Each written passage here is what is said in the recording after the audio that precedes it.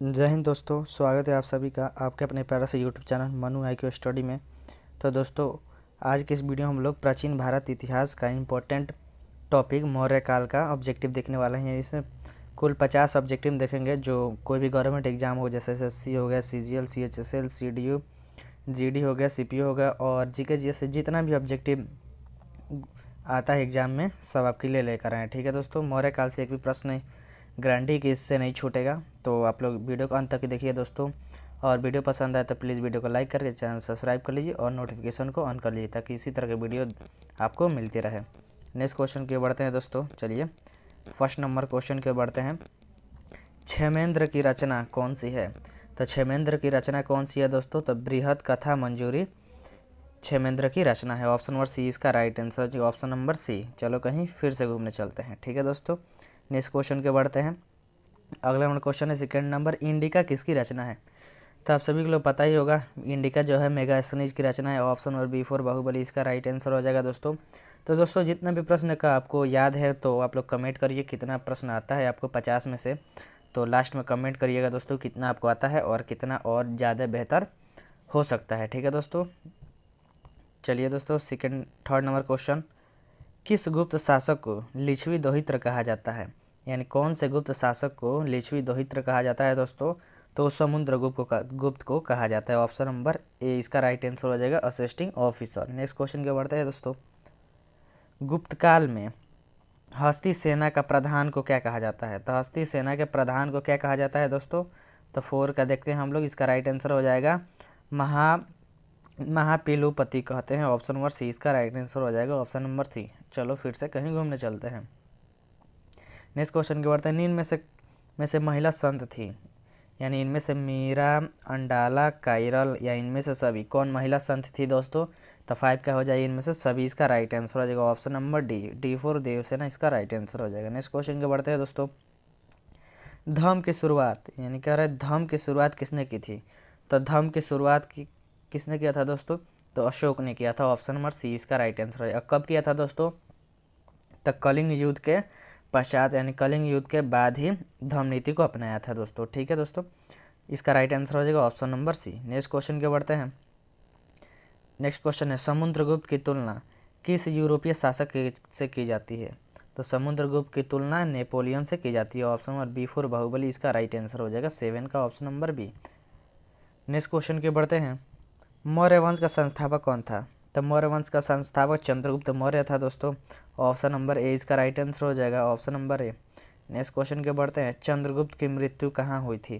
तो चंद्रगुप्त की मृत्यु कहाँ हुई थी दोस्तों? पाटलिपुत्र में हुई थी, या तक्षशिला में हुई थी, या श्रवणबेल गोला में हुई थी? तो आप सभी लोग को पता ही हो गया दोस्तों, ये तो 100% आपको पता होगा, श्रवणबेल गोला में हुई थी। ऑप्शन नंबर सी 4 इसका राइट आंसर हो जाएगा, चाचा जी घर पे हैं। नेक्स्ट क्वेश्चन के बढ़ते हैं। नेक्स्ट क्वेश्चन, चंद्रगुप्त मौर्य किस धर्म को मानने वाला था? तो चंद्रगुप्त जो मौर्य था कौन से धर्म को मानता था दोस्तों? तो जैन धर्म को मानता था। और अशोक की बात करते हैं हम, अशोक की बात करते हैं तो कौन सा धर्म अपनाया था दोस्तों? तो बौद्ध धर्म अपनाया था। तो इसका राइट आंसर हो जाएगा option number B for Bahubali, Chandragupta Maurya का जैन धर्म। जैन धर्म इसका राइट आंसर हो जाएगा, option number B. Next question के बढ़ते हैं दोस्तों। मौर्य वंश का अंतिम राजा कौन था? तो मौर्य वंश का अंतिम राजा बृहद्रथ था। Option number D for Devasena, इसका राइट आंसर हो जाएगा, option number D. Next question के बढ़ते हैं। 12 नंबर, मौर्यकालीन टकसाला का प्रधान कौन था? तो मौर्यकालीन टकसाला का प्रधान कौन था दोस्तों? तो पण्याध्यक्ष था। ऑप्शन नंबर सी इसका राइट आंसर हो जाएगा, ऑप्शन नंबर सी। मौर्य वंश की राजधानी कहाँ थी? तो आप सही लोग पता, मौर्य वंश की राजधानी पाटलिपुत्र थी दोस्तों। ऑप्शन नंबर सी इसका राइट आंसर हो जाएगा, पाटलिपुत्र। नेक्स्ट क्वेश्चन के बढ़ते हैं। अगला नंबर क्वेश्चन है, मौर्यकालीन कलिंग राज्य कहाँ स्थित है? तो मौर्यकालीन कलिंग राज्य कहाँ स्थित है दोस्तों? तो कलिंग की बात करते हैं अभी उड़ीसा में स्थित है। ऑप्शन नंबर सी इसका राइट आंसर हो जाएगा, ऑप्शन नंबर सी। मौर्यकालीन का जो राज्य है कहाँ स्थित है? तो उड़ीसा में स्थित है। नेक्स्ट क्वेश्चन के बढ़ते हैं। नेक्स्ट क्वेश्चन, मौर्य प्रशासन में समाहर्ता कौन था? मौर्य प्रशासन में समाहर्ता कौन था दोस्तों? तो राजकीय कर संग्रह अधिकारी था। Option number B for Bahubali, इसका राइट आंसर हो जाएगा, राजकीय कर संग्रह अधिकारी। नेक्स्ट क्वेश्चन के बढ़ते हैं। मौर्य काल में ब्रहदय क्या था? ब्रायदय क्या था दोस्तों? तो मौर्य काल में जो ब्रायदय था भूमिदान था। ऑप्शन नंबर सी इसका राइट आंसर हो जाएगा। चलो कहीं घूमने चलते हैं। नेक्स्ट क्वेश्चन के बढ़ते हैं। अशोक का व्यक्तिगत धर्म क्या था? तो अशोक का व्यक्तिगत धर्म क्या था दोस्तों? तो बौद्ध धर्म था। ऑप्शन नंबर ए इसका राइट आंसर हो जाएगा, असिस्टिंग ऑफिसर। नेक्स्ट क्वेश्चन के बढ़ते हैं। अगला नंबर क्वेश्चन है, अशोक ने महेंद्र और संघमित्रा को धर्म प्रचार के लिए किस देश में भेजा था दोस्तों? तो महेंद्र और संघमित्रा को धर्म प्रचार के लिए कहाँ भेजा था दोस्तों? तो श्रीलंका में भेजा था। ठीक है दोस्तों, तो 18 का क्या हो जाएगा? यस, श्रीलंका, गलती लिखा है दोस्तों, श्रीलंका हो जाएगा। ठीक है दोस्तों, श्रीलंका हो जाएगा। अब महेंद्र कौन था दोस्तों? तो महेंद्र की बात करते हैं, महेंद्र इसका बेटा था। ठीक है दोस्तों, अशोक का बेटा महेंद्र था। और संघमित्रा कौन थी? तो अशोक की बेटी थी। धर्म प्रचार के लिए इसको कहाँ भेजा था दोस्तों? तो इन दोनों को श्रीलंका भेजा था। ठीक है दोस्तों, श्रीलंका भेजा था। इतना आप लोग याद कर लीजिएगा, बस इससे ज़्यादा प्रश्न नहीं पूछता है। चलिए, अशोक किस वंश का शासक था? तो अशोक किस वंश का शासक था दोस्तों? तो चंद्रगुप्त मौर्य का, यानी मौर्य वंश का शासक था। ऑप्शन नंबर B4 बाहुबली इसका राइट आंसर हो जाएगा। नेक्स्ट क्वेश्चन के बढ़ते हैं। अशोक कौन से बौद्ध भिक्षु के प्रभाव से आकर बौद्ध धर्म का समर्थन बन गया? तो कौन से बौद्ध भिक्षु के आकर होता है दोस्तों? तो इसकी जो है उपगुप्त के। ऑप्शन नंबर ए इसका राइट आंसर हो जाएगा। नेक्स्ट क्वेश्चन के बढ़ते हैं दोस्तों। राजगृह की नगर वधु का नाम था।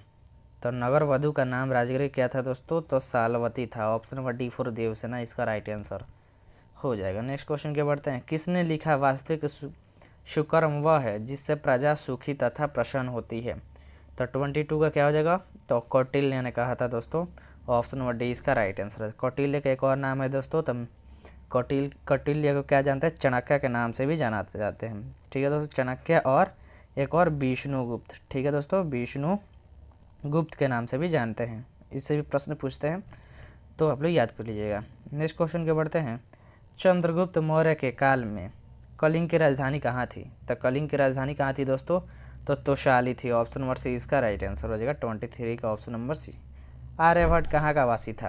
यानी आर्यभट्ट कहाँ का वासी था दोस्तों? तो 24 क्या हो जाएगा? पटना का वासी था। ऑप्शन नंबर D इसका राइट आंसर हो जाएगा। अगला हमारे क्वेश्चन के बढ़ते हैं। द्वितीय नगरीकरण के नगरों को क्या कहा जाता है? तो द्वितीय नगरीकरण के नगरों को क्या कहा जाता है दोस्तों? तो लौह युग्मित नगर कहा जाता है। ऑप्शन नंबर C इसका राइट आंसर हो जाएगा, लौह युगिन नगर। नेक्स्ट क्वेश्चन के बढ़ते हैं। अगला हमारा क्वेश्चन है, भारत का प्राचीनतम ज्ञान अभिलेख कौन सा है? तो भारत का प्राचीनतम ज्ञान अभिलेख कौन सा है दोस्तों? तो वोगजाइक, यानी वोगजा कोई अभिलेख है। ऑप्शन नंबर C इसका राइट आंसर हो जाएगा। नेक्स्ट क्वेश्चन के बढ़ते हैं। मेगास्थनीज किस यूनानी शासक के राजदूत के रूप में पाटलिपुत्र आया था? तो कौन से यूनानी शासक के राजदूत बनकर आया था दोस्तों पाटलिपुत्र? तो 27 क्या हो जाएगा? सेल्यूकस के बन के आया था राजदूत। ऑप्शन नंबर C इसका राइट आंसर हो जाएगा। नेक्स्ट क्वेश्चन के बढ़ते हैं। कलिंग युद्ध का वर्णन किस अभिलेख में किया गया है? तो कलिंग युद्ध का वर्णन कौन सा अभिलेख में किया गया है दोस्तों? तो 13वें शिलालेख में किया गया है। ऑप्शन नंबर D इसका राइट आंसर हो जाएगा, 13वें शिलालेख। नेक्स्ट क्वेश्चन के बढ़ते हैं। चीनी यात्री फहान किस शासक के काल में आया था? तो फहान जो है किस शासक के काल में आया था दोस्तों? तब विक्रमादित्य के शासन काल में आया था। ऑप्शन नंबर B4 बाहुबली इसका राइट आंसर हो जाएगा। नेक्स्ट क्वेश्चन के बढ़ते हैं। चलिए, अगला नंबर क्वेश्चन। मेगास्थनीज किस भारतीय शासक के दरबार में आया था? तब मेगास्थनीज कौन से भारतीय शासक के दरबार में आया था? तो चंद्रगुप्त मौर्य के शासन के दरबार में आया था। ऑप्शन नंबर C इसका राइट आंसर हो जाएगा। नेक्स्ट क्वेश्चन के बढ़ते हैं। अगला नंबर क्वेश्चन, किस अभिलेख में सती प्रथा का उल्लेखन मिलता है? तो सती प्रथा का उल्लेख कौन सा अभिलेख में मिलता है दोस्तों? तो 31 क्या हो जाएगा? एरण अभिलेख में। ऑप्शन नंबर B4 बाहुबली इसका राइट आंसर हो जाएगा, एरण अभिलेख में मिलता है। नेक्स्ट क्वेश्चन के बढ़ते हैं। बाणभट्ट के रचना कादम्बरी में किस शासन काल का वर्णन है? तो कौन से शासन काल का वर्णन है? तो हर्षवर्धन का वर्णन है। ऑप्शन नंबर D इसका राइट आंसर हो जाएगा। नेक्स्ट क्वेश्चन के बढ़ते हैं। गुप्त संवत कब और किसके द्वारा शुरू किया गया था? तो गुप्त संवत कब और किसके द्वारा शुरू किया गया था दोस्तों? चंद्रगुप्त प्रथम के द्वारा 319 से 320 ईसा पूर्व में किया गया था। ऑप्शन नंबर D इसका राइट आंसर हो जाएगा। नेक्स्ट क्वेश्चन के बढ़ते हैं दोस्तों। पंचतंत्र की रचना किसने की? पंचतंत्र की रचना किसने की थी दोस्तों? तो 34 क्या हो जाएगा? विष्णु शारवा ने की थी। ऑप्शन नंबर D4 देवसेना इसका राइट आंसर हो जाएगा। नेक्स्ट क्वेश्चन के बढ़ते हैं। प्राचीन नालंदा विश्वविद्यालय के संस्थापक कौन थे? तो प्राचीन नालंदा विश्वविद्यालय के संस्थापक की बात करते हैं तो कुमारगुप्त थे। ऑप्शन नंबर D4 देवसेना इसका राइट आंसर हो जाएगा, कुमारगुप्त। नेक्स्ट क्वेश्चन के बढ़ते हैं। भारतीय इतिहास का कौन सा काल स्वर्ण काल कहलाता है? तो भारतीय इतिहास का कौन सा काल स्वर्ण काल कहलाता है दोस्तों?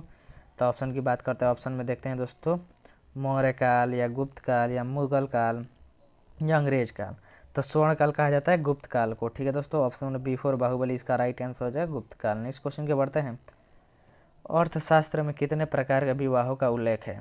तो कितने प्रकार के विवाहों का उल्लेख है दोस्तों? तो 8 प्रकार के विवाहों का उल्लेख है। ऑप्शन नंबर C इसका राइट आंसर हो जाएगा। नेक्स्ट क्वेश्चन के बढ़ते हैं।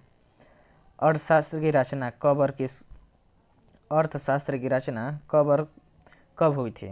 तो अर्थशास्त्र की रचना कब हुई थी दोस्तों? तो 3वीं शताब्दी ईसा पूर्व में हुई थी। ऑप्शन नंबर D इसका राइट आंसर हो जाएगा। नेक्स्ट क्वेश्चन के बढ़ते हैं। नालंदा विश्वविद्यालय के छात्र थे। तो नालंदा विश्वविद्यालय के छात्र कौन थे दोस्तों? तो ह्वेनसांग थे। ऑप्शन नंबर B4 बाहुबली इसका राइट आंसर हो जाएगा। नेक्स्ट क्वेश्चन के बढ़ते हैं। अगला क्वेश्चन देखिए, किस गुप्त शासक को यानी किस गुप्त शासक को उसके सिक्कों का वीणा बजाते हुए दिखाया गया है? तो किसको दिखाया गया है? तो समुद्रगुप्त को दिखाया गया। ऑप्शन नंबर C इसका राइट आंसर हो जाएगा। नेक्स्ट क्वेश्चन के बढ़ते हैं। उत्तरी पश्चिमी भारत में यानी उत्तरी पश्चिमी भारत से प्राप्त अशोक के अभिलेखों में लिपि का प्रयोग किया गया है। तो कौन सी लिपि का प्रयोग किया गया दोस्तों? तो खरोष्ठी लिपि का प्रयोग किया गया। ऑप्शन नंबर A इसका राइट आंसर हो जाएगा।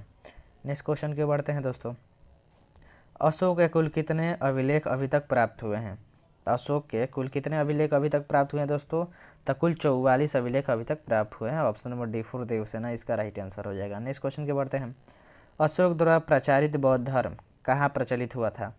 तो अशोक द्वारा प्रचारित जो बौद्ध धर्म था कहाँ प्रचलित हुआ था दोस्तों? तो 43 का ऑप्शन नंबर C श्रीलंका प्रचारित हुआ था। ऑप्शन नंबर C इसका राइट आंसर हो जाएगा। नेक्स्ट क्वेश्चन के बढ़ते हैं। जीवक ने वैद्य की शिक्षा कहाँ से पाई? तो जीवक ने वैद्य की शिक्षा कहाँ से पाई थी दोस्तों? तक्षशिला से पाई थी। ऑप्शन नंबर A इसका राइट आंसर हो जाएगा। नेक्स्ट क्वेश्चन के बढ़ते हैं। जीवक कहाँ का रहने वाला था? जीवक कहाँ का रहने वाला था दोस्तों? तो राजगिरी का रहने वाला था। ऑप्शन नंबर D इसका राइट आंसर हो जाएगा। D4 देवसेना। नेक्स्ट क्वेश्चन के बढ़ते हैं। जीवक की ख्याति किस रूप में थी? तो जीवक की ख्याति किस रूप में थी तो दोस्तों वैद्य के रूप में थी। ऑप्शन नंबर C इसका राइट आंसर हो जाएगा। नेक्स्ट क्वेश्चन के बढ़ते हैं। अंगराज्य आधुनिक बिहार के किस जिले में अवस्थित था? तो अंगराज्य आधुनिक बिहार के कौन से जिले में अंकित था दोस्तों? तो भागलपुर में अंकित था। ऑप्शन नंबर D इसका राइट आंसर हो जाएगा। नेक्स्ट क्वेश्चन के बढ़ते हैं। बिंबिसार का संबंध किस वंश से है? तब बिंबिसार जो है हर्यंक वंश का शासक था। एक है बिंदुसार, ठीक है दोस्तों, एक है बिंदुसार। तो बिंदुसार जो है कौन सा वंश का है? तो बिंदुसार चंद्रगुप्त मौर्य वंश का। ठीक है दोस्तों, बिंदुसार चंद्रगुप्त मौर्य और हर्यंक वंश का बिंबिसार। ठीक है दोस्तों, तो ऐसे आप लोग याद कर सकते हैं। नेक्स्ट क्वेश्चन के बढ़ते हैं। जारासंघ का संबंध किस वंश से है? तो जारासंघ का संबंध किस वंश से था दोस्तों? तो 49 क्या हो जाएगा? बृहद्रष्ट वंश से था। ऑप्शन नंबर B इसका राइट आंसर हो जाएगा। नेक्स्ट क्वेश्चन के B4 बाहुबली। नेक्स्ट क्वेश्चन के बढ़ते हैं। तक्षशिला किस राज्य में स्थित था? तक्षशिला कौन से राज्य में स्थित है दोस्तों? तो गांधार राज्य में स्थित है। ऑप्शन नंबर C इसका राइट आंसर हो जाएगा दोस्तों। तो दोस्तों यहाँ पे क्वेश्चन समाप्त होता है। आप लोग कमेंट करके बताइए दोस्तों कि 50 में आपका कितना नंबर आया है। उम्मीद करता हूँ कि 50 में तो आप लोग को 45 नंबर एकदम मार्क्स आए होंगे, और नहीं आए होंगे तो प्रयास करिएगा कि इससे अगली बार वीडियो इसको देख के 50 में 50 नंबर लाने का प्रयास कीजिएगा। ठीक है दोस्तों आज के लिए बस इतना ही। इसी तरह के वीडियो देखने के लिए नोटिफिकेशन को ऑन कर लीजिए और चैनल सब्सक्राइब करके वीडियो को लाइक कर लीजिए। धन्यवाद दोस्तों।